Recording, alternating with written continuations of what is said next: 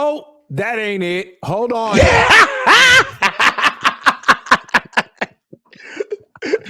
it is. Hey, welcome to the coaches meeting where we have the best production quality on YouTube. Grant Cohn, the coach. Fire. And I got a little logo up there. Shout out BetUS, our sponsor. We'll be talking about them. The title of the show is The Last Piece of the Puzzle for the 49ers. We're going to save that to the end. I'm not just going to let you know what the last piece of the puzzle is. We're also going to talk eggplant parmesan. Ooh. I've been talking a lot about this week. You want to talk about it? This is new. At the end, we're instead of doing coach's wisdom, we're going to do coach's eggplant parm. We're going to go through the whole thing. But that's the final piece because we're adding cooking to the show. But we need to start with what we've learned about the Niners. And I think there was a debate this year. Mm-hmm. Are they an offensive team or a defensive team? Are they finally an offensive team? Has Kyle Shanahan's unit finally taken the reins or become the tip of the spear, as the coach likes to say? And I think the answer is a big, resounding no. It is still a defensive team. What do you think? No, I agree with you 100%. I even got fooled in the first 5 weeks of the offensive production of what they showed us. But we're a defensive team. During our losing streak, the entire team was doing bad, right? And even with if you would have to say, the one person that really survived the losing streak in certain ways is Brock. He's the youngest. He's the rookie. He's had the most responsibility, right? But notwithstanding, everybody pretty much was struggling. But the ire of our anger and discontentment was on the defense. No one seemed to care about us averaging 17 points a game and Kyle getting outcoached offensively, right? And why? Because it's a defensive team. Because it's a defensive team. I mean, even if you think about it, we were the first ranked defensive team last year, best defense in all of the NFL. But even through our woes, there's 90% of the league that would still take our defense, even with the struggles that we were having during the losing streak. But they got like 6 guys on their defense who are making big money. Real quick, Bosa, Armstead, Hargrave, Greenlaw, Warner, Travarius Ward. Mm-hmm. 6 of the 11 making definitely. Yeah, and the standard of what we carry through is we brag on our offense, but we hold our defense to a standard. There's a difference, right? When our offense puts up 30 points a game, it's like, see, we're averaging 30 points a game, right? But if we don't average 30 points a game, nobody's really crowing about it. It's just kind of like, well, team got us this game. You know, it is what it is. Nobody's saying that offense didn't do their job because they regularly scored this many points, right? But when our defense gets scored on, when we have bad games, it is 100% on the standard of what we expect our defense to do. There's an expectation with our defense. There's more of a hope with our offense because, Kyle gets a sliding scale. Well, let's put it this way. The way I look at it with the defense is, at its best, there's nothing it can't do well. It can stop the run. It can rush the quarterback. It can cover. It can take the ball away. Like, it's supposed to be super dominant. And that's what it was this past week. 3 points allowed, 4 turnovers, 4 takeaways, as dominant as you could be. The offense is more complementary. It's a run-first offense. Yeah. It's built to run the ball. It's built to do play action. It's not really built to come from behind. They don't really invest in their offensive line. They don't really invest in their drop back passing game in any way. So I don't see how you could call it an offensive team when the offense is sort of like 2-dimensional, not really 3-dimensional, if that makes sense. Yeah, I agree with you. And also, if you look at it, our offense is more in service to our defense, right? If you think about it, our offense is perfect for what a defense would really want. They want to get on and off the field, right? They want 3 minutes of fury, and then they just want to get off the field, right? But you know the reference, right? but they really want 3 downs to get 3 and out and get off the field. Even though the way you beat a good defense is you keep them on the field. Right, you get them tired. You make sure you go through their depth. Right. Let's see what that pass rush is looking like after 70 yards down the field, and we're on the field for 5 to 6 minutes. Right. So really, our offense, the reason why we run the ball, the reason why it's imperative that we eat up clock and take air out of the ball is so that our defense can get on the field fresh. right? Yeah. So we need to score long and get them off quick. And before you know it, we're up 2 scores, and that's the way you win football games. That's the formula. Right.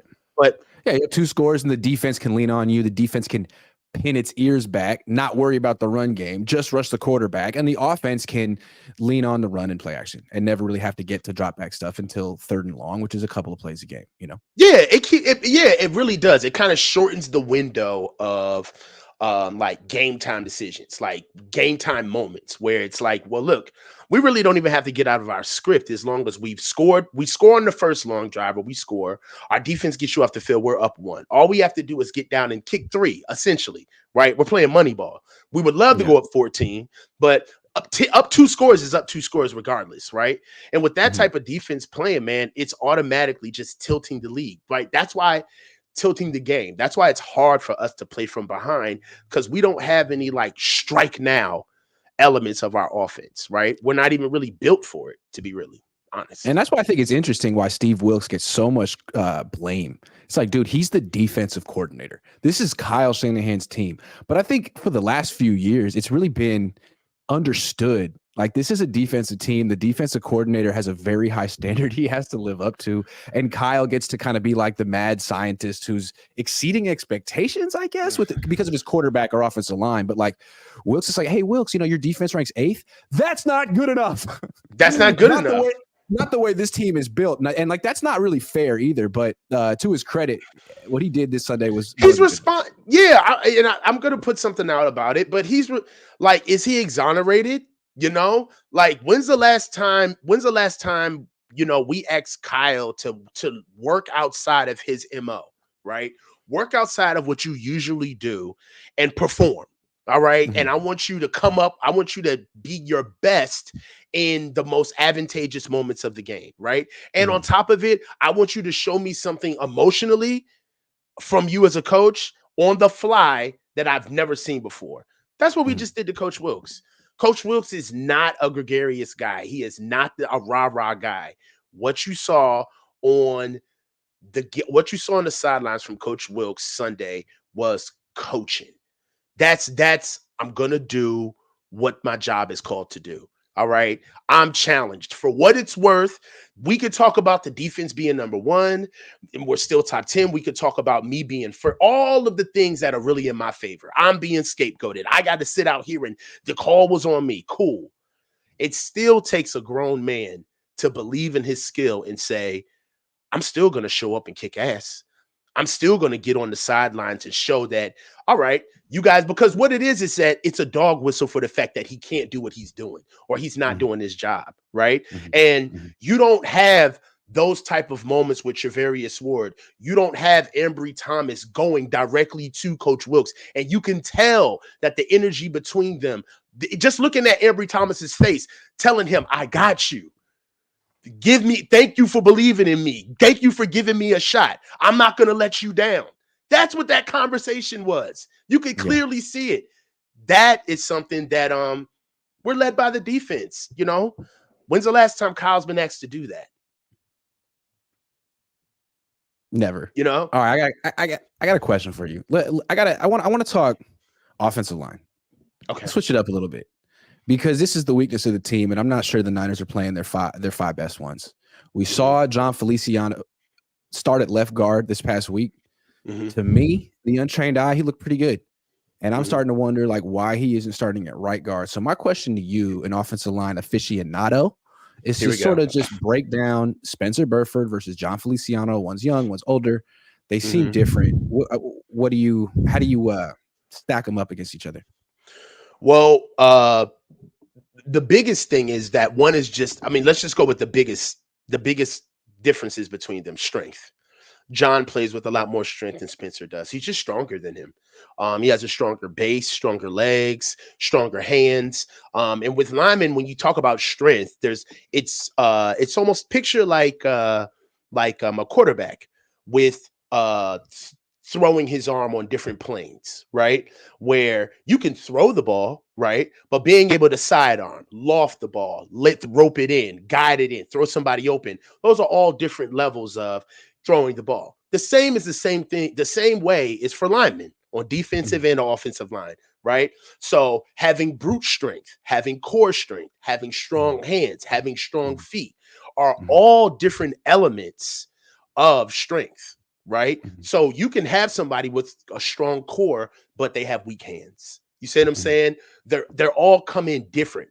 And John Feliciano, just all of those elements of strength from offensive linemen that we could talk about tons of things, but those small things, he's just better. He's just more vetted.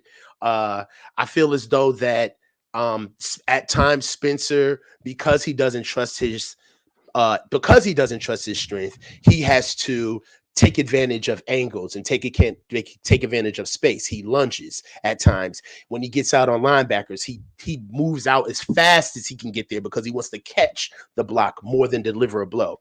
John has spatial awareness. He moves with the flow of the run game. You can tell that he stays attached to whether he's backside scooping with Trent or he's front side comboing with Trent on the front side. He stays attached. He stays let me give another analogy.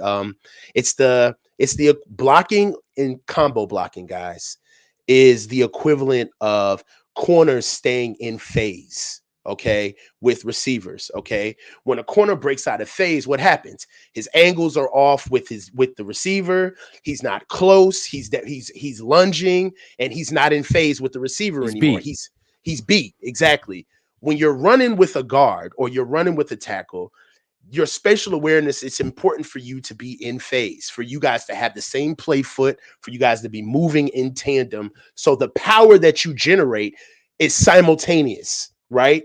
Yeah. What's the point of having a 300 person hit you first and then another 300-pound person hit you second? It's just boom, boom.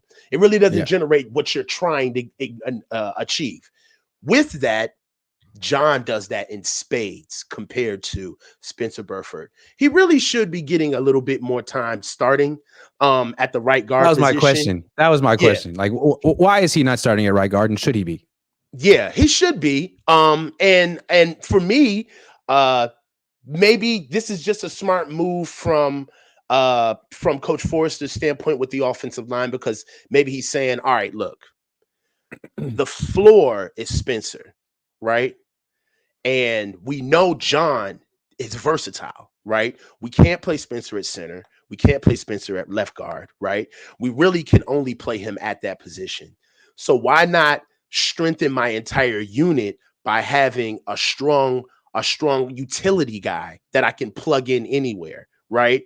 But the jig is up, right? The floor has to be enough of the that. floor has to be Spencer. That means that basically the backup, if they do this, the backup being Spencer is the floor now. So that means that if John is playing and somebody gets hurt, God forbid it's not John, right? Then John would bump to whoever's on the exactly. interior. He can move around. Right. Yeah. But you can move John around. This is how you get caught though, Grant. What if John is the one that gets hurt? Right? So if John's the one that gets hurt himself, now you're really up shit's creek, because now you have to elevate Spencer, but who's behind him? Yeah. You see what I'm saying? So that's why you keep a utility guy there, because he's there to be able to cover basically your entire interior, left through right guard and center as well. I just think he's such an upgrade over Burford. And I want to point out that he did start at right guard for the Bills in 2019 and 2020.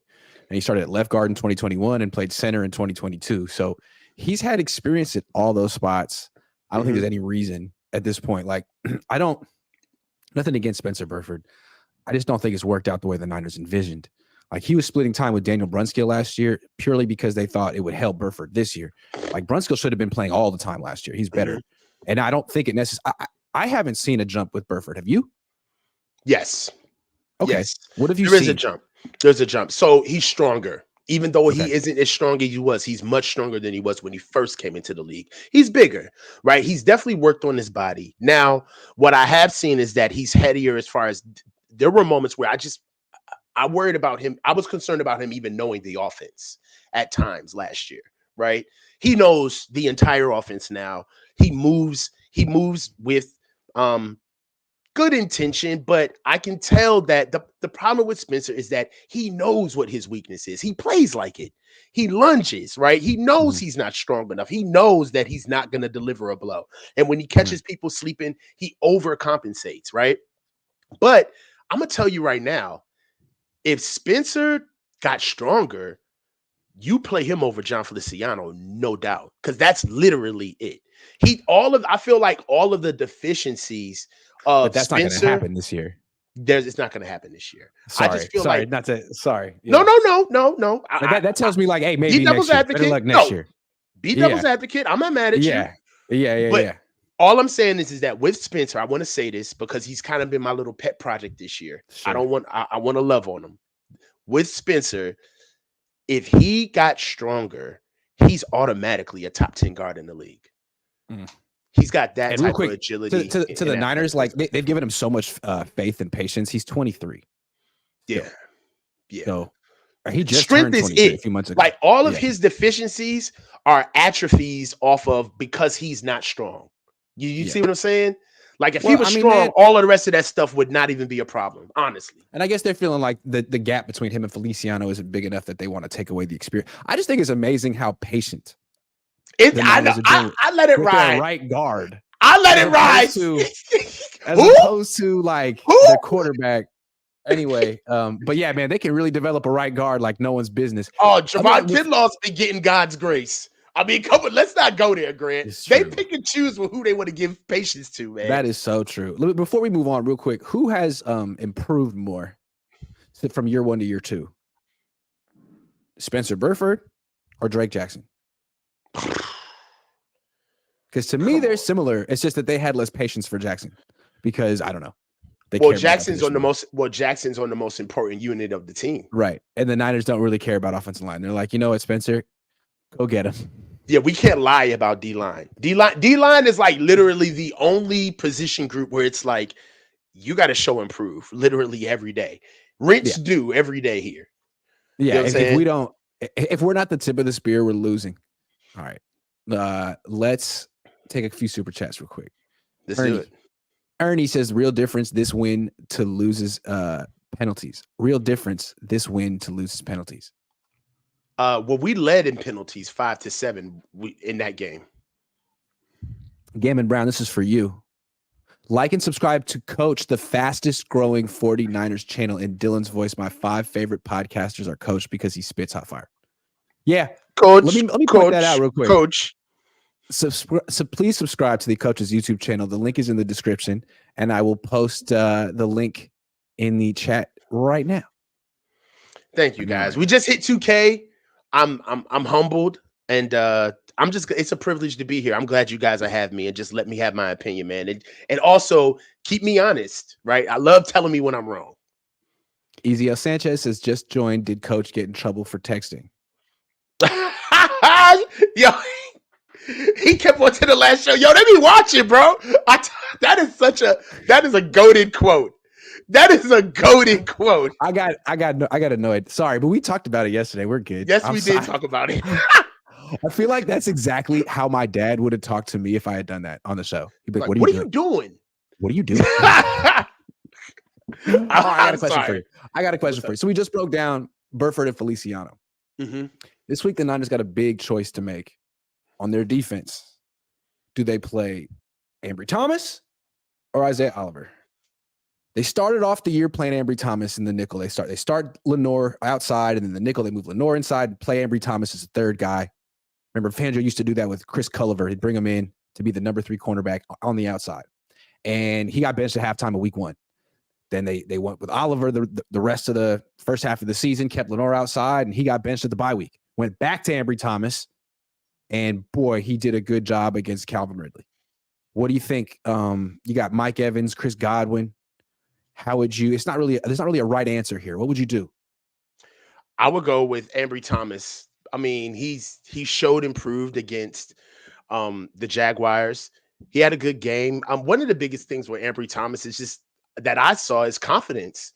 He had a lot of confidence against the Jaguars, something that I've never seen before. I mean, we all know that the running joke is when Amry is on the field that, you should seek him out, right? I feel like a little bit of that energy that he had with the Jaguars was, yeah, I'm not the problem. You know what I mean? It's not me. Yeah. I Yeah. just need a shot. And I feel like with that, um, you know, we want to see consistency at the position. But I will say that I also I also know that there's a little bit of an out with the coaching staff because if you remember during training camp, when asked about Isaiah Oliver, Coach Wilkes had already said that Isaiah was going to be used in more of a ad hoc perspective where we're And going to maybe use him against when tight we need ends to. sometimes. Maybe, yeah, or because Maybe against tight ends. having him is about his one of the weapons about having him is his versatility and where we could use him. So they could eat exactly. So we could easily see them coming off with, oh no, the Jaguars was just an Ambry. It wasn't an Ambry elevation of Ambry Thomas. This is just what was in the game plan. You know what I'm saying? Yeah. So he doesn't necessarily have to be here the whole time. No, I One of agree those. with you, man. I think Ambry Thomas is probably a better option than Isaiah Oliver. I think what they learned about Isaiah Oliver is he can't cover wide receivers anywhere, outside, inside. I don't know what he runs. He looks like he runs a 4.6. He's a little bit older. He's had some injuries. I don't think maybe he could cover a tight end on third down, and that's fine. But it seems to me that when he's on the field, that's a big reason why Steve Wilkes felt so limited to soft zone coverage. Yeah, Because you can't play man with Isaiah. you can't Oliver play on the man field. with Isaiah Oliver You can't. whatsoever. So you get him off the field real quick, and you bring in Amry, who really struggles in zone. But he played press man in college, and I'm not saying he's good at press man, but it's like him and Charvarius Ward. It's what they want to do. It's what they've been doing, and I think it allows Steve Wilkes to like call those coverages, which he needs to be calling. And I don't know. I mean, I'm just a little concerned about Amry against Mike Evans on the outside. But if the pass rush holds up, maybe Baker Mayfield won't be able to hold the ball long enough to test that. I think what you said at the very end is what's most important. And that's what I want to lead with is that yes, Ambry Thomas showed pretty much one of his best games of his career against the Jaguars. Yes, Isaiah Oliver is a clear downgrade with between Ambry Thomas, specifically in guarding press man coverage. But all things need to be true too with our defensive line got an uptick with Chase Young and Randy Gregory, and it seems as though that they're finally getting their pass rush together up front. So I wouldn't necessarily give all of the credit to Ambry Thomas. You see what I'm saying? Of course not. But the whole thing is like if you play press man coverage behind this defensive line, you're not going to have to play it that long, right? You play for two, maybe 3 seconds tops. It's not like you're going to have to play it for 5-6 seconds because the pass rush is so good. You're just trying to take away the quick throws, force the quarterback to hold it a little bit longer, try to get the ball down the field so the pass rush can do its thing. That's all you're trying to do. And you're just begging Charvarius Ward and Ambry Thomas not to commit illegal contact. Yeah, please. I mean, really, the way we're talking about it is just really in line with. We're led by our defense, and even more, if you want to go to the defense is led by the pass rush. I mean, it really is down to that. If the pass rush isn't hitting, then that means that they're running on us and they're getting the ball out. If they're getting the ball out on time, then that means that our secondary is struggling. If our secondary is struggling, then that means that we're getting penalties, ergo, we're standing on the field and getting tired. If we're standing on the field and getting tired, then that means that we're not necessarily scoring on offense. Right. It's just, it really is like, if you really wanted to just kind of like do like a chart, like just like from top to bottom, it all starts with our defensive line, the way our team is built. It all starts with that. This dude said ergo. I liked it though. LFA. Ergo. It says you and coach to do weekly all 22. Man, I tried to tell him. I tried to tell him, man. Coach always has 18 reasons why why we shouldn't do something, man. But he's right. We talked about this. Because here's the thing about the coach. Whatever sometimes I feel like he gets in his head about things, but he's no half stepper. And I respect that. Yeah. When he does something, he does it right. I respect it. Smack Jones says Vish, Grant, Coach, and Jesse live game reaction. It would be fun. It would be fun to do some like roundtable, like mix and match roundtables. I would be down. We do, man. I like that. Bosa Young finna wave that flag on Baker Mayfield. Oh, yeah. I don't care. I don't care about college football rivalries from 2018 or ever. But that's just me. No. I know you watch college football. I respect it. Well, no, but I still want to see the cringiness of it. I do want to see it. Like I loved how like Chase and and Nick were like broing it up on the sidelines, all shucksing it. You know, it's cool. It's a football moment. You know they're gonna Yeah, eat it up on television. yeah, they will. Brody Knight says, Grant, why have you stopped traveling to away games? Because they're extremely expensive, and I'm trying to save some money. I pay for them out of pocket, and they're just so expensive. And the trips this year are like really far, and they're exhausting. Malik Mhm. Payton says Demo has gone 348 snaps without giving up one touchdown. Sounds like he should be covering the wide receiver ones. I agree, and I think it's overdue that someone points out that Diamador Lenore is the Niners' #1 cornerback, or at least he has been this year. Maybe Travarius Ward could change that, but there's no question in my mind that Diamador Lenore has surpassed Travarius Ward. If I were an offensive coordinator, I'd be targeting Ward, not Lenore, because Ward's going to give up penalties. Lenore's not going to give up penalties or touchdowns. Mm, heavy Like I feel like man. if I go at Travarius Ward 10 times, I'm getting 2 automatic first downs. That's how I feel. Yeah, but heavy wears the crown, man.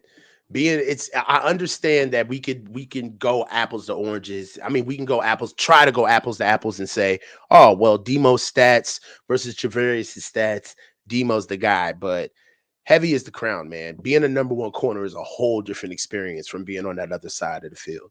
I just don't think Demo's got it cut out for him. But like, you got to have the temperament for that. I mean, look at what happened to Travarius Ward against Oakland when he went up against I mean, they were picking on him, right? Yeah. You know what I'm saying? They're picking Like on that, Lenore too. Both of yeah. them. It Yeah. could get ugly in that It can. #1 corner spot. That's You true. know, yeah. Antonio says this little donation is for the coach. Truly someone who I love hearing his insight, wise, thoughtful, and very analytic for the outside of the field. I agree. Thank you, Antonio. Unfortunately, this is for me. You if you want No, you yeah. want to donate to the coach, you got to go to his channel. But I appreciate the sentiment. My channel, for those who don't know, the @ on my channel name is on my banner is my channel name. So just go to @bang-bang_49. That is the channel. There it is. Yeah. All right. Next topic. Okay, the title of the show, the last piece of the puzzle. We were just talking about Isaiah Oliver, Amry Thomas, the choice between them. I don't think it's a great choice. I feel for Steve Wilkes. I feel like you could almost flip a coin. I mean, I guess I'd go with Amry Thomas at this point, but that's not something I feel confident about, Amry Thomas. So to me, it seems like the last piece of the puzzle is someone who could potentially take Amry Thomas's spot. No one's going to can't trade for anyone. They're way at the bottom of the waiver order. They're not going to get guys like Jack Jones. I mean, that was never going to happen. He went to the Raiders. So it seems to me there's 2 rabbits the Niners can pull out of their hat. 2.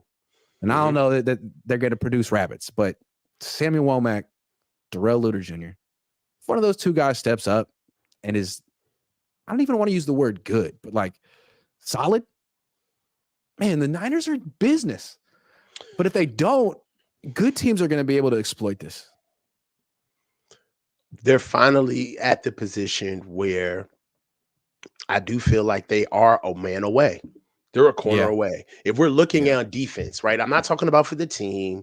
I'm not talking about this is what's going to do it all. But defensively, right?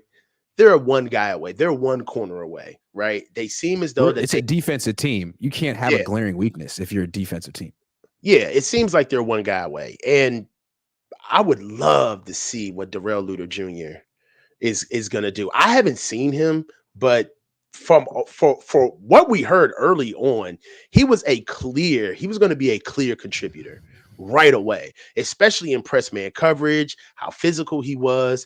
I just feel like that maybe these guys, they train harder than they've ever trained in their lives, getting ready for the league. And they're coming off of a senior year. He's had a lot of ball. So it's very natural to see why he probably accrued the injury that he sustained. But my thing is like getting him back. I don't want him back if he's almost kind of like a shell of himself. But I would love to see what he can do on the field once they activate him. Because that's honestly, he is the corner that was supposed to usher in like the new wave of what we do on the secondary, the press man corner. That's why we got him. Right. So Samuel, I will say this about Sammy Womack. He's so long. He's built for that slot corner position. I just don't understand why they don't play him. And I don't see him enough to know why. But I really don't have I saw him in preseason, man. And every time in preseason, it seems like he's either hopping on the fumble, getting batting down the pass, either getting a pick. Like, Here's I don't understand why my they don't play him. feeling about. Here's what I think. Okay. I think what they see is a guy who isn't good against the run, or at least they're worried about it from the nickel spot, and a guy who maybe commits a lot of penalties, but they don't care about that with Charvarius Ward. So I don't know. Maybe that's not the issue. Maybe it's more about defending the run from the slot. You put him outside. He's fast. He's not that tall, but he's fast. I mean, he's not that much smaller than Lenore. He's pretty similar to Lenore. I like him. I like him because he's game. I just see him like every time I see him play, he just seems like he's playing like out of his frame at like 200%. Right. So as opposed to Amry. Yes. Yeah, but you saw that fumble though. Like that's the headziest play I've ever seen him make. Like you could see that like he's waking up. Like it kind of like scored a touchdown.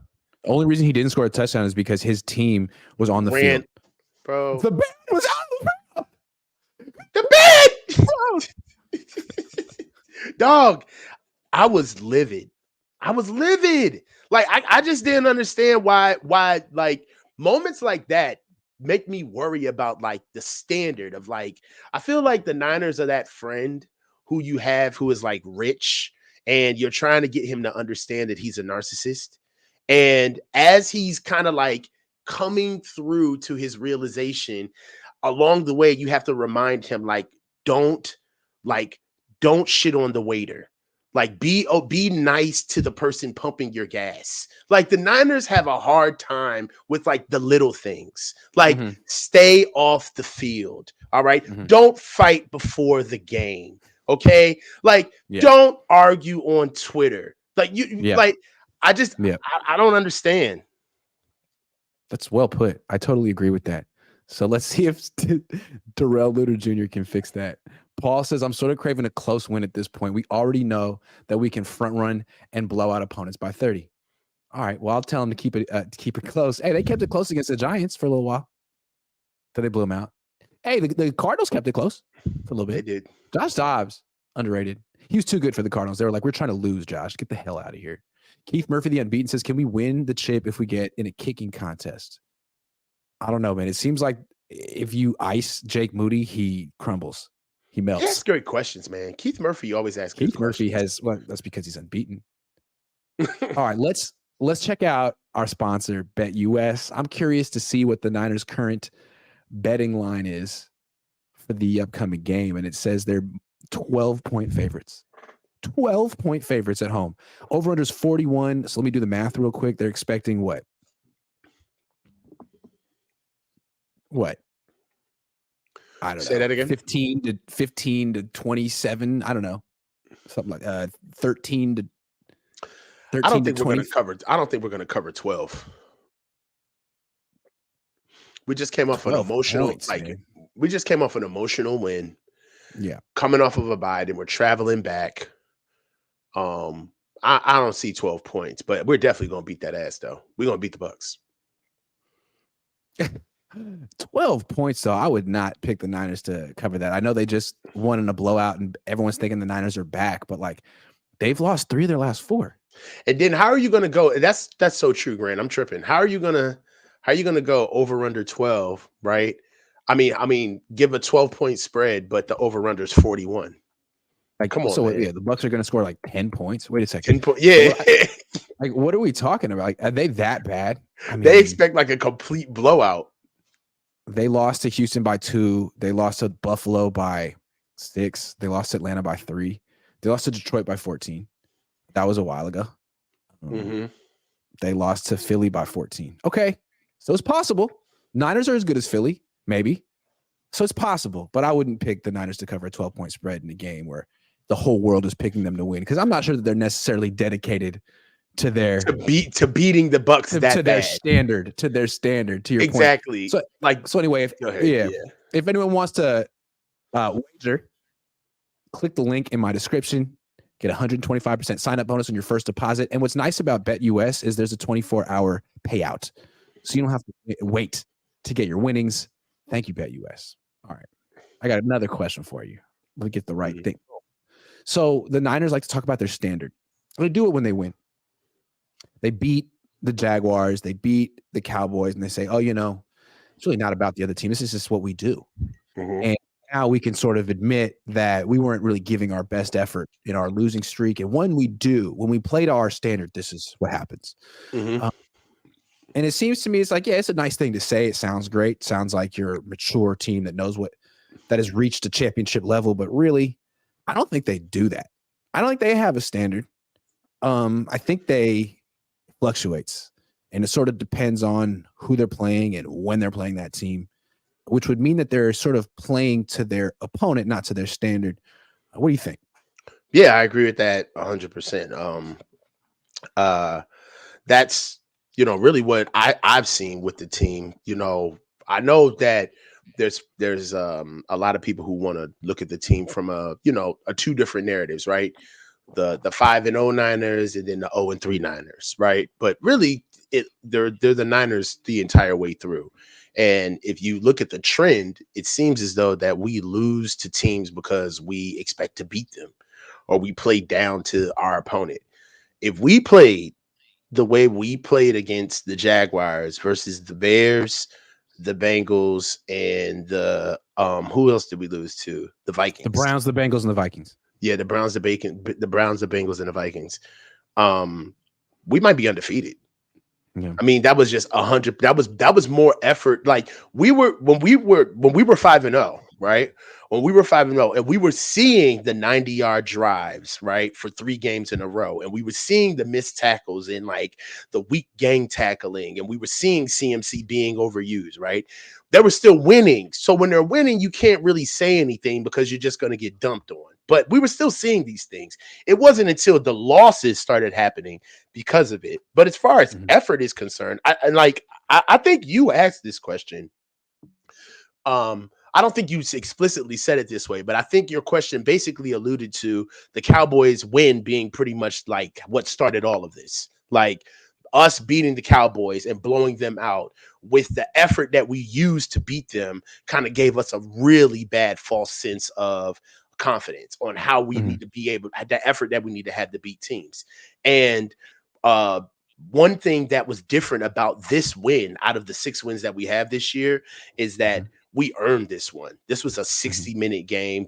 Everybody played hard. There was nobody jogging to the ball. There was like Fred Warner was coming down into I've been saying this all season. Fred Warner needs to step down into the lane and deliver a blow. Fred Warner needs to step down into the lane and deliver a blow. First series, Fred Warner steps down in the lane and delivers a blow. Like, nice, you know what I'm saying?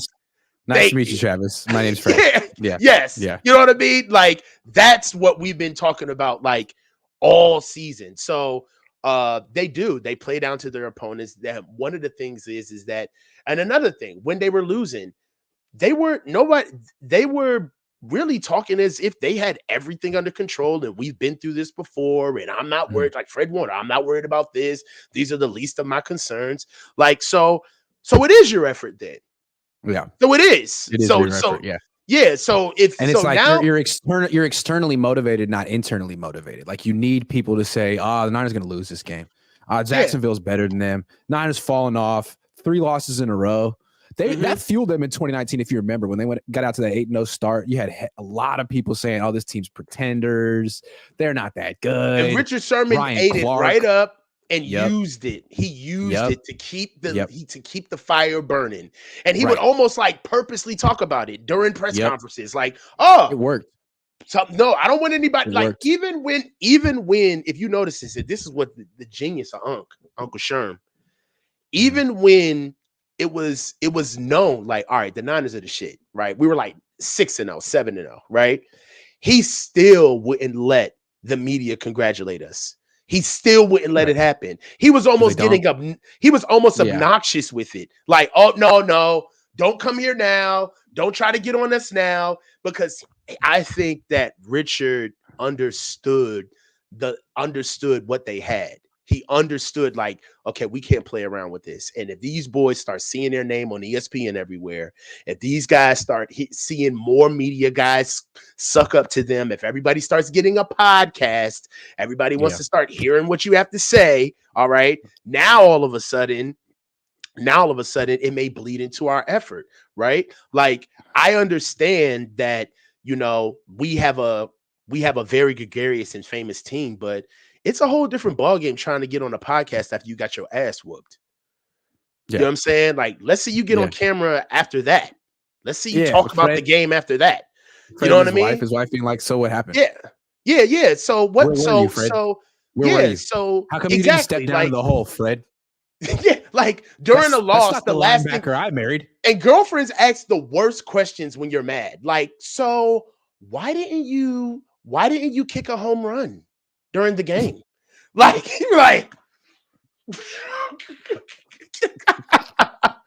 So look, I didn't know that the tennis fields were made of clay out there. It's just like, yo. So I mean, my thoughts on this are that they do have an effort issue because they played with more effort. They played with more tenacity than I've seen all season. And this wasn't against, like, I could see if this was like against a team who didn't deserve to be on the field with them. No, I called them to lose. So we got to keep the same energy. The Jaguars were the hottest team in the NFL. Yeah. They're the hottest. They weren't just a weak team.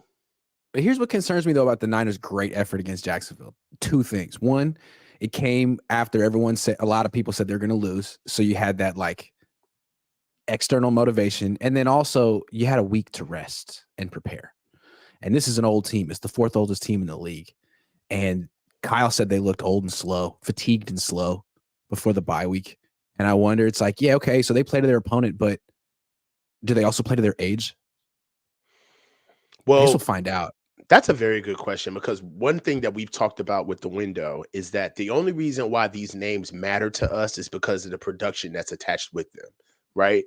But you can't care about wanting to keep Debo when Debo's 30, right? Like, you can't, like, at some point we're going to have to come to the crossroads of their worth versus their production for us.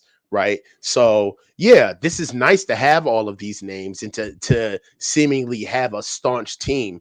But one of the things that you got to start looking at, like the teams of where we're trying to deal with, is like the Chiefs got rid of Tyreek Hill and Mecole Hardman, and like they kept it pushing. Exactly. They kept it pushing. You know what I mean? Yeah. Like they weren't like they struggled. Like they had their transition phase, but you know, and for those of you who want to say Travis Kelce is like, you know, the straw that mixes the drink. Yeah, but he's a tight end. Like, he's a tight end that runs a 4.8. Like he's not that dynamic. You know what I'm saying? Yeah. Like, so that's the thing about our offense, is that we lost Trent, we lost Debo during the season at one point, and that excuse seemed perfectly fine with some fans as to why our offense necessarily wasn't producing at a high caliber. But the truth of the matter is that the teams that were beating us, we got beat by a Justin Jefferson-less Minnesota team. All right, we got beat by PJ Walker. Okay, so we can't use the excuse of our offense needs to have 100% strength and 100% rest for them to be like dynamic, because that's not realistic. That's not how the league works. So age, to your point, is something that's going to come on top of that too. They're not getting any younger. Nope. And these last two drafts haven't yielded much in terms of depth. All Niners says, what are your guys' thoughts on the moving of Bosa Young inside? Do you think that's beneficial? And do you think we could see more of it? I think it's a great little wrinkle on third downs. You know, it sets up all kind of stuff you can do, blitzes, games, tons, that kind of stuff. But yeah, I think it's very creative. I like that. Yeah, I do too. I think it's really good. It allows them to be very versatile. It also allows Nick Bosa to play next to Eric Armstead a lot more, which is really cool. Agree. Malik Payton says, do you think that Chase Young unlocked Nick Bosa, or was Bosa pacing himself so he doesn't run out of steam like last year? It's a bit too soon to answer that. It's been one game. Yeah. It's possible he was pacing himself, though, because he did run out of steam last year. There's a lot of theories, but now we need to talk about eggplant parmesan. because a lot of people tell me I need a hobby because like my job is sort of like a hobby. You know what I mean? I just talk about sports all the time. I need a hobby. And my mom was a great cook. My brother's a great cook. And she taught me. I just haven't really flexed that muscle very much. So I told the coach, what's your go-to? What's your favorite recipe? Send it to me. And I'm going to try to make it. And it was eggplant parmesan. There was like 800 steps. It took me about 2.5 hours. Yeah. It was great. It was great. Man. So I'm glad you liked it. So this is what it is. If you guys want to make it at home, this is what I did. First, you get 2 eggplants, medium. Cut them up. You want thinner, the thinner the better, though. And you'll know what I'm talking about. We're doing it. Let's go. Let's go. I didn't know you're doing this. Better. You said to get a mandolin. I didn't have a mandolin. I did the best I could. If I do it again, I'd cut them even thinner. And you salt them. Put them in a sheet. Put a little bit of salt on them. I don't know what that was or why. Come back in 45 minutes. There's all kind of like precipitation on the eggplant. Towel that off. Towel that right off. In the meantime, got to make your sauce. Got to make your sauce. So what you do, 3 yellow onions, sliced, not diced, sliced. Okay. You went 6 cloves of garlic. I feel like my mom would put in like a full head of garlic, but you went. Oh yeah, cloves. Yeah. I mean, you stop until your ancestors tell you to. Just throw it in there. As much garlic as you can, as you want. Saute that with some red pepper flakes and salt. Yeah. Saute that. Throw in the San Marzano peeled tomatoes. So good. 3 cans of that. Break up the tomatoes. And then this is where things got interesting. So you told me to get the smoked mozzarella, but I couldn't find smoked mozzarella at Safeway. They probably have it at like Trader Joe's or whatever. So I got some liquid smoke, which I didn't know what it was. You told me to get liquid smoke, and I think I went a little heavy on the liquid smoke. It's some smoky eggplant parmesan. It's got a mesquite taste. Yeah. Yeah. It's good though. Yeah. So you let that cool. You fold in some Parmesan cheese, some basil. Then you go to work on the eggplant. Towel them off. And then you go to your dredging station. Yeah. You put the flour on it, which got a little bit of like salt and pepper in it too. Then you put some egg on it with a little bit of milk and salt and pepper. Then you put some Italian breadcrumbs, which also got like a little thyme and oregano. And you just do that for a while. Then you fry them and you try not to burn down the house, which was fun. Then you assemble it in your baking dish. You put the marinara down first. You put the eggplant next. Put the mozzarella. You put the provolone, shredded provolone. Make another layer. 350 for 40 minutes. 2 minutes on broil just to give it a little char on top. Boom. So fun. Forget about it. Coach's eggplant parm. Forget about it. All you got, and then when you're done, you say, forget about it. Forget about it. It's such a good dish, dog. It's so good. It's a go-to dish, dog. And like, yes, it is labor intensive. Like the dredging and frying it and all of that stuff. It does take a little bit of time. But once you get it done, like for the first time, it is kind of like a 30-minute prep, like just kind of like throwing it all together. But it's a solid dish. You can't have it all the time because it's indulgent as hell. It's not something you want to eat all the time, but it's a good like fall winter dish with like a good baguette, a nice simple arugula salad, some shaved parm, lemon, salt, and pepper, balsamic. Come on, man. Come on. That's when you know it's good. It's good. I found my mom's cooking book. Cookbook. So I'm gonna be going through that, making chicken cacciatora, stuff like that. And I'm gonna try to like put some of these. I want to make my YouTube channel into just a cooking channel from now on. Like no more football, just cooking. So I'm gonna see what I can do. We'll talk about like the pioneer lady. Be like the pioneer lady. You know what I'm saying? We'll talk about that. I'll call you after the show. Hold on. Malik Payton says, do you think that Chase Young unlocked Nick Bosa, or was Bosa pacing himself so he doesn't run out of steam like last year? We got that one already. Gammon Brown, at Coach and at Cohn. 1, who does your thumbnails? They fresh. And 2, who cuts your hair? They fresh. I do both. My thumbnails aren't fresh. I do both. No, you cut your own hair? Yeah, I come on here. Daniel and Montclair cut my hair. Daniel at Montclair. Shout out Danny. Shout out Danny. Yeah, he also cuts Jason Applebaum's hair, who's the sports director at KTVU. I want to give a shout out though. Jesse Naylor is basically my YouTube Yoda. So He's all good. of what I know He's with mine too. how to build my thumbnails, my channel, basically everything has been from This. Jesse. Yeah, Jesse From showed me how Jesse. to put this together. Yeah, Jesse's Yeah, good. Juan Jesse's Torres says, will the amazing. Niners go through a rebuild soon? Never. The Super Bowl window will be open forever. Don't worry about it. Right. Oscar Ladner says, is this the best edge group in the NFL? No. No. No. We I got don't think so. we were how do we go from needing an edge to having the best edge group? Yeah, a little soon to say that one. Juan Torres says, if they win the Super Bowl, definitely a Super Bowl slump team. What's You're that getting a mean? little ahead I of don't yourself. understand. Like that they'd struggle the next year. Like, let's see him win a Super Bowl first. Oh before we yeah, get yeah. there. They would Yeah. definitely have to. Come on, man. Come on, All bro. right. I'm gonna go eat that eggplant parm. I'm hungry. It's been a good Dude, show. eat that. And you know it's good like after the second or third day. It gets crazy It gets good as a better. leftover. Yes. Absolutely. I'm gonna go crush that because they don't feed you down in Santa Clara on Thursdays. So I'm gonna take care of it myself. Thank you very much, everyone. We got one more. Brother Bob says Eaglet and Coach too dope. Mofos. Moody's still shaky. Oh. Yo, bro, Bob's my guy, bro. See you guys. Yo, Make sure hey you guys, you know subscribe to what? Coach's channel. One more thing, guys. It's time. It's time to do a call-in show. Coach is doing a call-in show on Saturday. I'm going to put it up this Saturday. We're going to have a call-in show. Respect my shit, but it's going to be fun. Come on in, man. Do it. I'll see you guys later. I'm heading down to Santa Clara pretty soon. Purdy talks today. Wilkes talks today. It's going to be good. Interesting.